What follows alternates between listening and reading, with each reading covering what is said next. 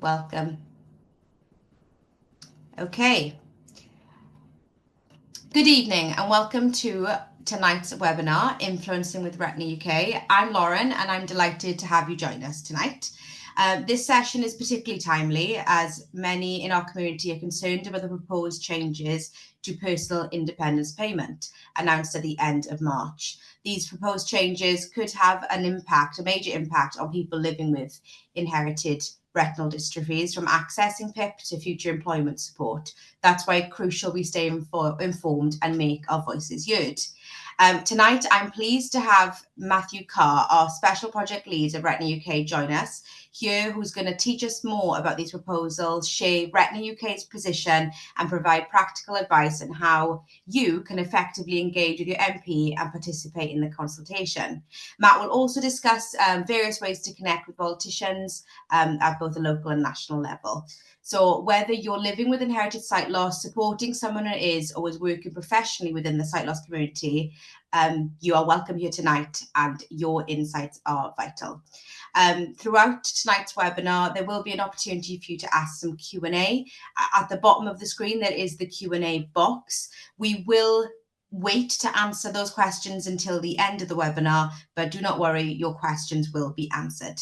I will now pass over to Matt, who will talk us through tonight's webinar. Thank you again for joining us and welcome, Matt.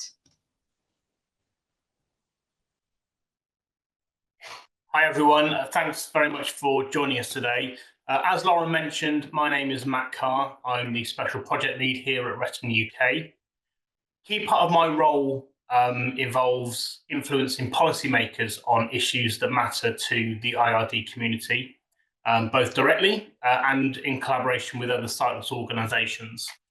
So I live with inherited sight loss myself, so I genuinely understand many of the challenges that people in our community face on a daily basis, from navigating public spaces to accessing support and making sure our voices are heard by those in power. So today's webinar is all about the government's consultation, which is titled Pathways to Work, Reforming Benefits and Support to Get Britain Working. We'll explore what's being proposed and how these changes could affect people with inherited retinal dystrophies, and most importantly, how you can help shape what happens next. This consultation also includes proposed changes to the personal independence payment, or PIP, and I know this is an area of particular concern to many of you, as Lauren has just said. Excuse me. I would like to caveat the webinar today by saying that Retina UK are politically neutral, and that means we don't support a specific political party. We don't side with anybody. And also, I'm not a benefits expert. If you do need some support in this area, Retina UK can help by signposting you to a specialist. So over the next 20 minutes or so, we'll take a closer look at the consultation's key themes. We'll unpack what Retina UK's views are on the proposals and walk through some of the practical steps that you can take to raise awareness and make your voice count. I'll also share some tips on how you can engage with your MP or a local councillor on other matters that may be important to you. If this is your first time getting involved in a consultation or a campaign, don't worry. This session is designed to be accessible, easy to follow. There's no jargon, there's no pressure, and there'll be plenty of time at the end for any questions that you might have. One thing I will be referencing during the webinar is the Green Paper. So this is a consultation document that outlines the government's policy proposals or any legislative changes that they're seeking to implement, but they're also seeking feedback from the public and other stakeholders before making their final decision. So essentially, it tells you what the government are planning to do, and in most cases, they want to hear your thoughts before they take it any further. But this isn't always the case, and I'll elaborate further on that particular point in a little while. So let's begin with the basics. What exactly is the Pathway to Work consultation, and why should it matter to you? So the Green Paper was launched by the Department for Work and Pensions, the DWP, and forms part of a broader government plan to get more people with long-term health conditions and disabilities into employment. Whilst that might sound a really positive thing, on the surface, the details include several significant proposals that could have long-lasting negative consequences for our community. So the consultation is about wider benefit reform too. Some of the key areas that it covers include changes to how people qualify for benefits if they cannot work due to a disability or long-term illness, the potential reforms to core support schemes such as PIP and access to work, proposed updates to statutory sick pay, including who is eligible, and new approaches to employment support with a greater focus on personalised tailored assistance. This consultation is particularly relevant for people with inherited retinal dystrophies, so they're progressive conditions. Your vision may deteriorate over time, and the type and level of support you need may change. That's why it's essential for your voice to be heard as part of this conversation. The government's proposal in the consultation could result in some of the most significant changes to disability support in over a decade, and this could be impactful for many, many years to come. Whilst there are some positive ideas, many of the reforms, particularly around PIP, do raise some serious concerns, especially for people with progressive sight loss. So let's break down some of these key proposals. So stricter PIP qualifying criteria. So to be eligible for the daily living component of PIP, currently you need to score a certain number over the entirety of that element. But the changes will mean that individuals would need to score at least 4 points in a single activity. And this change could see many people lose their entitlement. And this is an area of concern. So the average annual loss of around £4,500. Because PIP acts as a gateway to other types of help, like carers allowance, council tax reduction, even in some instances, free prescriptions, the impact could be wider than it first appears. The good news is that the mobility element is not part of this proposal, so there's no changes will be made to the mobility element. So the PIP assessment is going to be reviewed. So the government has asked Sir Stephen Timms, the Minister for Disabled People and Social Security, to lead a review into how the PIP assessments work. This is a chance to highlight how the current assessments really fail people with sight loss, particularly when the conditions fluctuate like ours and are not immediately visible. So this is a key area for us to make some great influence. Universal credit health element is going to be changing. So whilst there is a small increase to the base rate planned for 2026, the additional health element will be frozen in real terms until 2029. Now, for new claimants, it's going to be halved, and this could mean an average loss of £500 a year. So these things are really stacking up. The scrapping of the work capability assessment. So from 2028, the plan is to use the PIP assessment alone to decide eligibility for health-related support. So this poses some real challenges, especially for people who may not qualify for PIP, but still face barriers to work because of their disability. And your needs at work may be very, very different to your needs in your home life. So we don't believe that the two can coexist together. Right to try. This is a small positive, and that is to give you the right to try work, meaning people can get a job and see whether it works without triggering a full reassessment of any benefits. So if it doesn't work out, you're not going to lose out. So this could give a lot more people confidence to explore work without the fear of losing their support. Reassessments and exemptions. So the government want to increase reassessments, but say those with severe and lifelong conditions may be exempt. Now at this stage, it's unclear whether progressive eye conditions like IRDs would qualify for this protection. So we're seeking some more information on that. They want some more face-to-face assessments. So despite feedback that in-person assessments often cause anxiety, and result in poorer decisions, especially where they involve travelling to unfamiliar places, the consultation proposes increasing them. So again, this is something else we need to raise. Employment support. So the government is investing £1 billion in personalised employment support by 2029. And nearly everyone receiving the health element of universal credit will be expected to have work-related discussions. This does include the possibility of sanctions if they aren't taken, although exactly how these exemptions will be handled remain vague at the moment. Access to work reform. So consultation is looking at the future of access to work. There's recognition that timely support is important, but also a focus on cost cutting and asking employers to take on more of a responsibility. We are concerned that this could make support less accessible and discourage employers from hiring people with disabilities. So some of these proposals have some real potential, but others could seriously undermine the independence and security of people living with inherited sight loss. So that is why Retina UK and other organisations within the sight loss community are pushing for changes to ensure that any reforms reflect the real life needs of our community.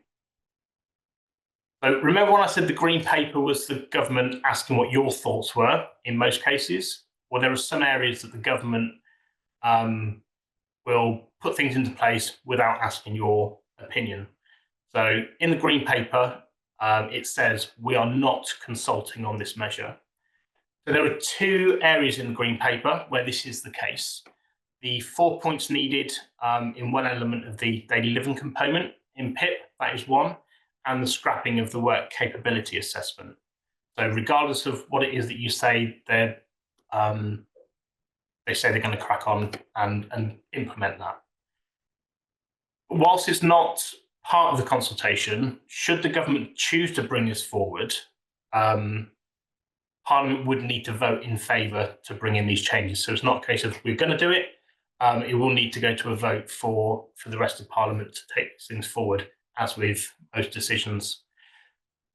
Whilst the Green Paper looks at specific areas of potential change, it does not ask for your views on additional costs of living with a disability, such as accessible transport, having to buy assistive technology, despite these being critical to us retaining our independence, or the potential loss of entitlements for things like blue badges, freedom passes, and essential carer costs and other benefits that the carers can claim whilst providing support for disabled people. These omissions reinforce the importance of a strong, unified response from individuals and organisations across the sight loss community. By filling in the gaps, we can help ensure that the decision makers receive a complete and realistic picture of our community's needs. So where do we stand here at Retina UK? So we are committed to fairness, to dignity and autonomy for people with sight loss. Our response to the consultation will reflect this, and it's informed by real life experiences shared by our community, from discussions we've had, peer support groups, and also from responses from our sight loss survey. So this is what we believe. The PIP cash payments must continue. They offer flexibility, dignity, and allow individuals to tailor support to their needs, whether that's for travel, assistive technology, or their personal care. Progressive conditions like IRDs must be properly recognised in assessments. It's not just about your current capabilities or your current situation, the day of your assessment. It's about how they change over time and how systems can adapt to support you. Access to work must be better promoted, easier to access, and delivered more efficiently. Too many people experience delays, including myself at the moment, confusion, or are just completely unaware of the scheme. There are 2.5 million disabled people within the UK, and only 60,000 people are making use of the Access to Work scheme. Statutory sick pay must be modernised. Everyone who needs time off due to their disability should be able to access it, regardless of their income level or their job type. And employment support must be person-centred, it must be accessible, and it must be informed by knowledge of sight loss. It should build confidence and skills, not apply pressure and sanctions. So earlier this week, on Monday, I was part of a roundtable meeting with Sir Stephen, specifically discussing some of these areas. And we will continue to bring up these points at every opportunity. And I should say that the meeting was very positive and we felt listened to. As I say, we will continue to bring these points up to make those points heard. So you might be wondering, does speaking up really make a difference? And the answer is yes, absolutely. When you share your experiences through a consultation response, a letter to your MP, even a social media post, you help decision makers understand what life is like for people living with inherited sight loss. MPs are elected to represent your voice. When they receive messages from people like you, they pay attention, and it's how awareness grows and how change begins. And your story might also inspire somebody else to take action. Advocacy is about the community as much as it is the individual. So there's two major ways that you can get involved at the moment. So the first one is you can respond to the consultation. And the deadline for this consultation is on the 30th of June. Now, you don't need to write long responses. Even a few personal paragraphs will have a massive impact. And some of the questions within the consultation might not be relevant to you. And it's absolutely fine not to answer all of the questions. You just fill in the ones that really matter to you. You can contact your MP. So you can find out who your MP is at a website, which is www.theyworkforyou.com.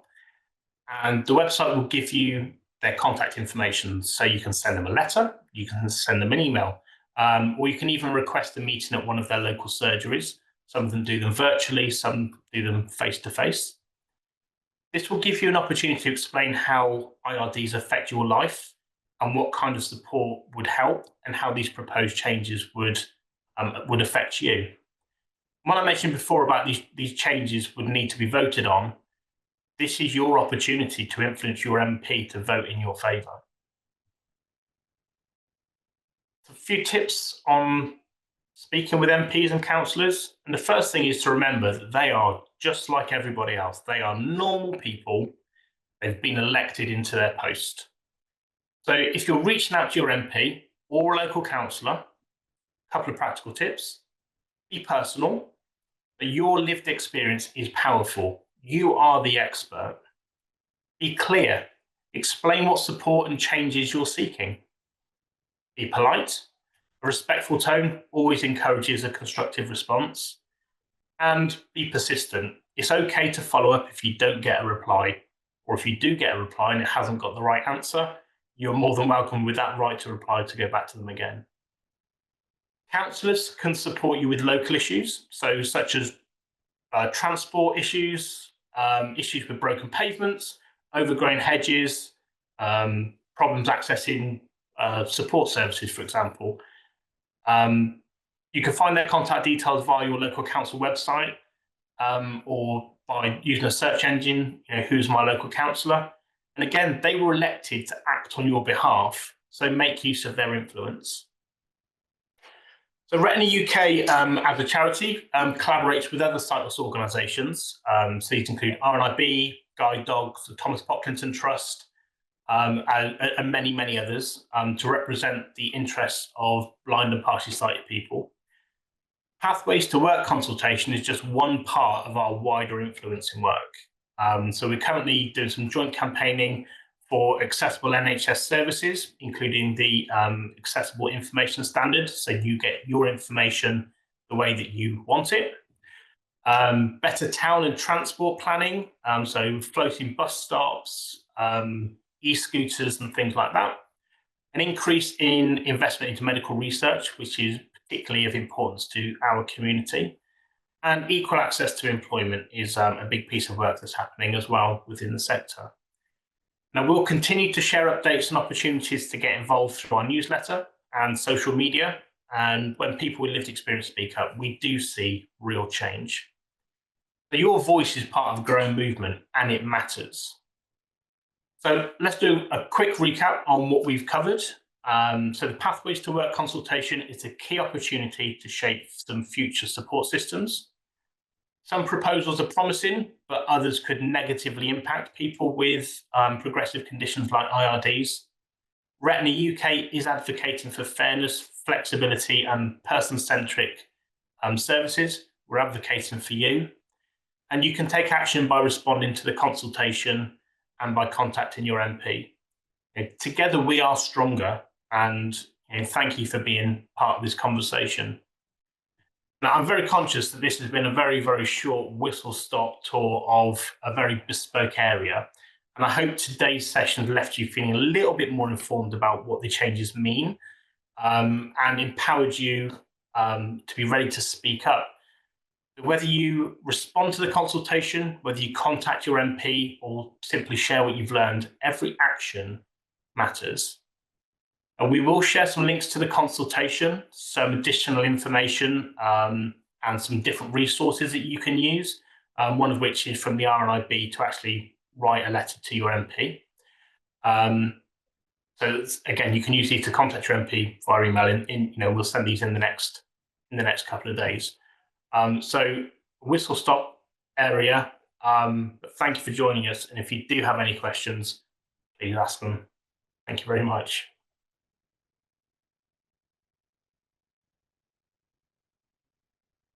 Lauren, you're muted.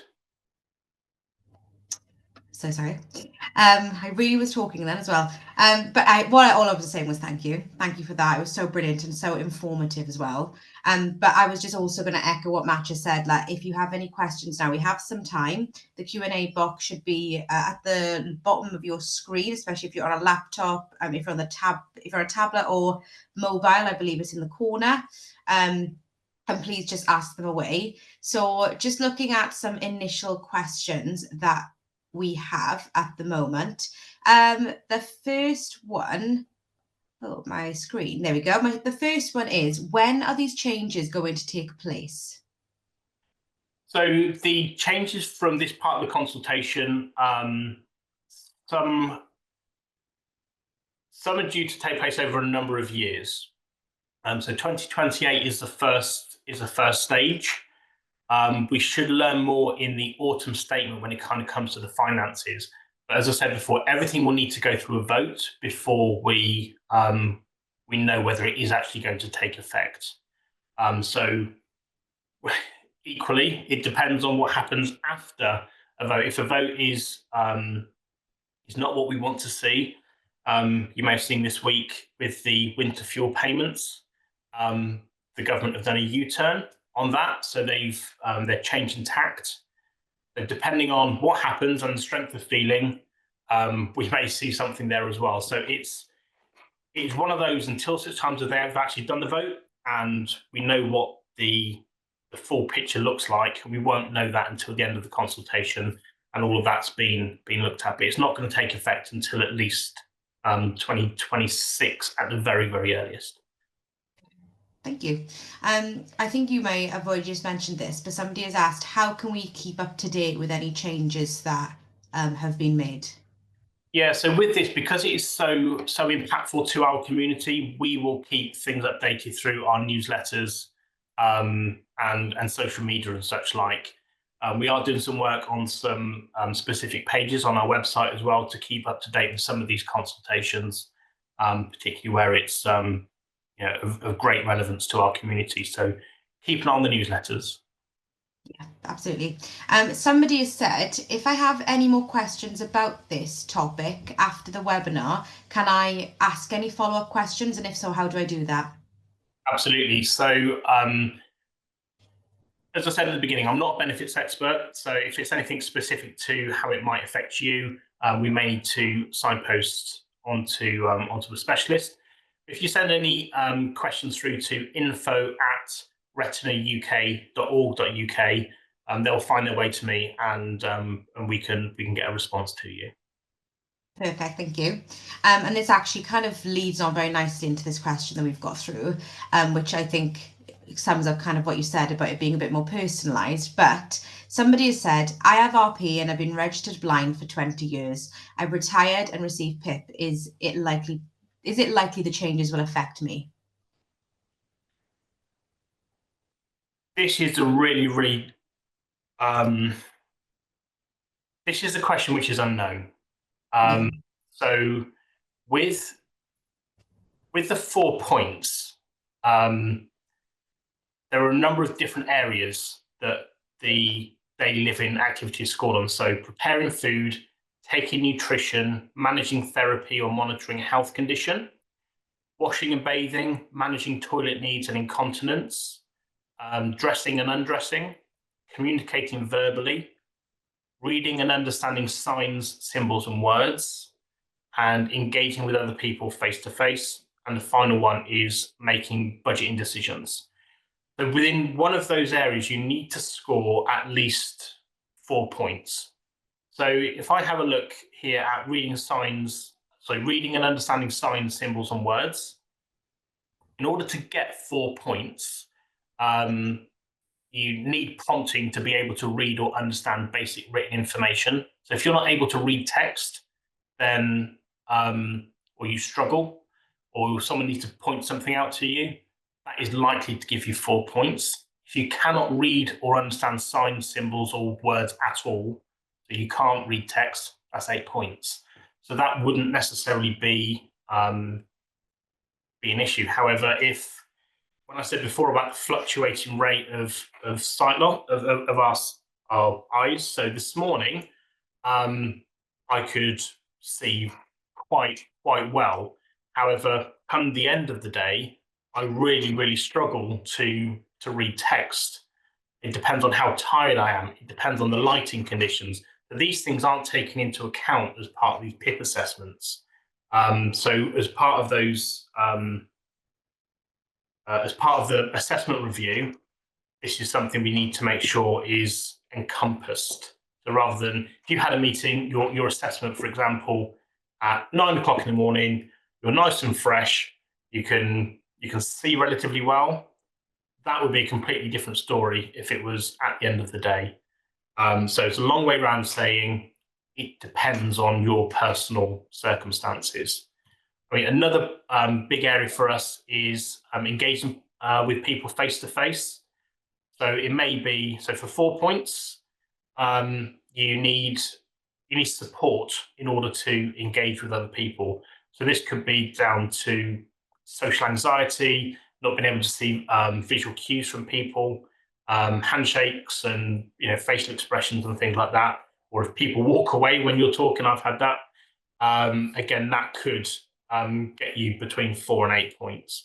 So there are a number of different things that could affect the outcome of that. So it is very much an individual thing. I would imagine there'll be a lot more information that comes out from us and from other sector partners should this 4-point rule get pushed ahead. Thank you, Mel. That was such a thorough answer. And another question we've literally just got through now is, again, I don't know how much you'll be able to answer, but how long will the right to try a job period be? Has that been noted? That's not been, they've not said. So the right to try is part of the consultation. So they want to know whether that's a good idea. I think it's a great idea, to be honest. And part of the consultation will ask, how long should that last for?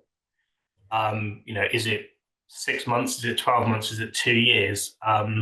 This is where your personal views, if you're in a situation where you really want to try and get into work and are worried that it's going to affect your benefits, how much time would you like on this right to try with that protection of knowing that you're not going to have to be reassessed for your benefits again?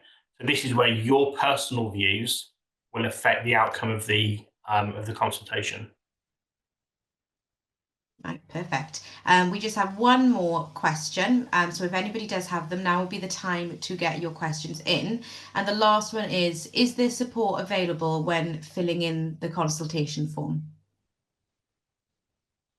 So filling in the form. So The consultation form itself is through Microsoft Forms. So it's a web form, so it is accessible with HTML5 if you're using a screen reader, for example. The consultation documents, the green paper, is available in all accessible formats.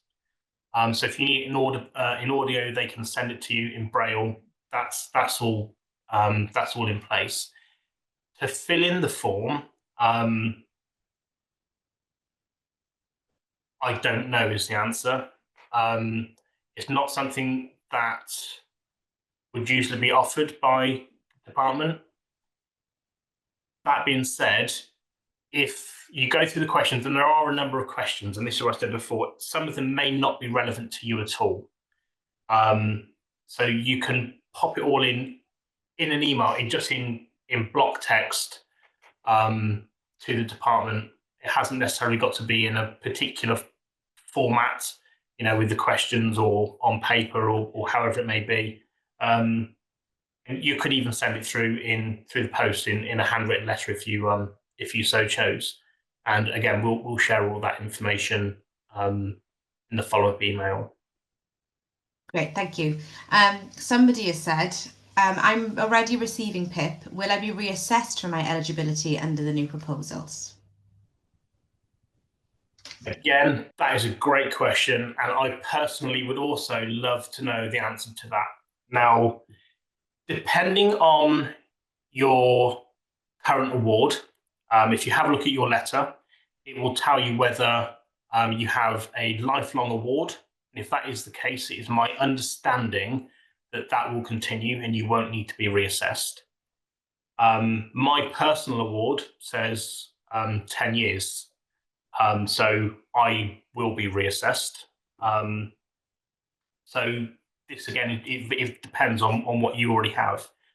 One thing we are campaigning for is once you meet, so particularly for our community, we know that our sight loss is only going to get worse. It's not going to get any better. So why should we have to be reassessed every 10 years? So we are actively campaigning for lifelong awards. If you meet the top tier of both elements, so nothing's going to go up.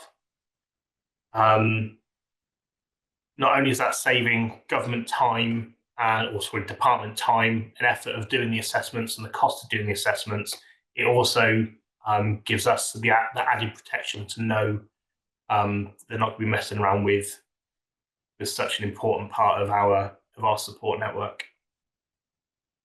Great, thank you so much. I think that is the end of all of our questions. Thank you so much, everyone, for submitting those questions. They're really helpful. I know they'll have helped others listening as well. And thank you, Matt, for answering them as best as you can. I know it's difficult because it's early stages now, and you did a great job.